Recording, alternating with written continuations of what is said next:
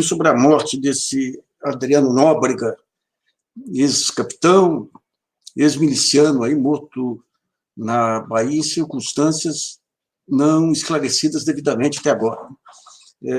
Porque hoje eu joguei um xadrez no GGN mostrando a maneira como a imprensa, a cobertura da mídia de uma maneira geral, aborda aí as relações, um suposto envolvimento aí da família Bolsonaro com o caso Marielle. Parece que eles avançam mostrando algumas relações, quando chegam perto, recuam, por alguma razão, ou receio de avançar muito na denúncia, derrubar um governo, ou receio da retaliação, seja lá o que for.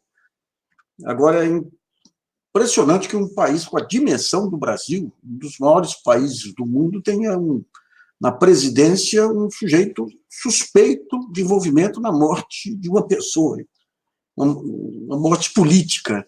Isso é inédito na história do Brasil. Em outros tempos, lá atrás, tentavam levantar suspeitas contra Getúlio, quando houve o atentado, que Getúlio nem estava participando, o atentado contra o Lacerda, aí já caiu, mas aqui é impressionante como a naturalização dos maiores abusos de uma opinião pública aí que parece que perdeu a espinha dorsal. Né? Vamos tentar pegar aí essas questões do Bolsonaro. Vamos pegar do dia. A Globo solta no Jornal Nacional uma reportagem mostrando que o porteiro do condomínio do Bolsonaro, quando chegou para uma reunião lá, o motorista que levou o Rony Lessa, o assassino, até a Marielle, que ele teria dado o número da casa do Jair Bolsonaro, casa 58. Falou duas vezes isso, duas vezes. Daí o Jornal Nacional deu essa reportagem, com grande impacto, e com uma ressalva de que, naquele dia, Bolsonaro estava em Brasília, em sessão no Congresso. Naquela noite, o Bolsonaro fez um live atacando vigorosamente a Globo, e de manhã, o Carlos Bolsonaro, seu filho, apareceu com aquele vídeo que ele espalhou nas redes sociais, mostrando o sistema de telefonia do condomínio, e na tal hora que chega o motorista, a ligação do porteiro para a casa do Rony Lessa, e não do Bolsonaro. E, imediatamente, o Ministério Público Estadual do Rio, que em nenhum momento tinha pedido perícia para o equipamento do condomínio, simula uma perícia rápida lá para desqualificar, para dar razão para o Carlos Bolsonaro e desqualificar o porteiro. Uma perícia fajuta, porque ela se limitou a dizer que a gravação apresentada era real. A questão não era essa, a questão é que você tem lá um conjunto de gravações no sistema, você não sabia se aquela gravação estava lá ou se foi tirada de outro horário e colocada ali. E a única maneira de fazer isso seria periciar o equipamento. E não foi pedido perícia do equipamento. Inacreditável. Daí o Carlos Bolsonaro, o que ele faz? Ele mostra lá todas as ligações, e tinha uma ligação às 17 horas para a casa dele ou do pai, não me lembro agora.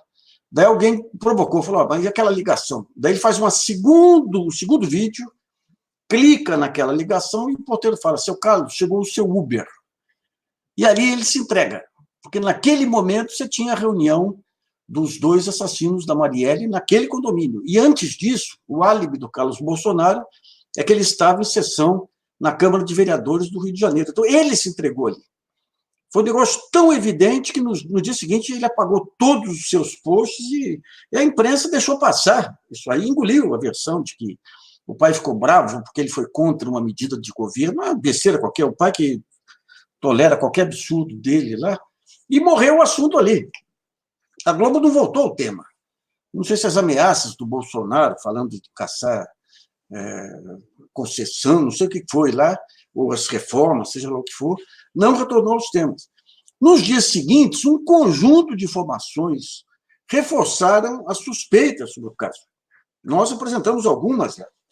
A primeira e mais relevante é que o sistema de telefonia do condomínio ele não liga para não é um PBX convencional, É um sistema que transfere a ligação para o celular ou para o telefone fixo dos moradores. Então, era perfeitamente factível que a ligação feita pelo porteiro fosse até o Bolsonaro em Brasília.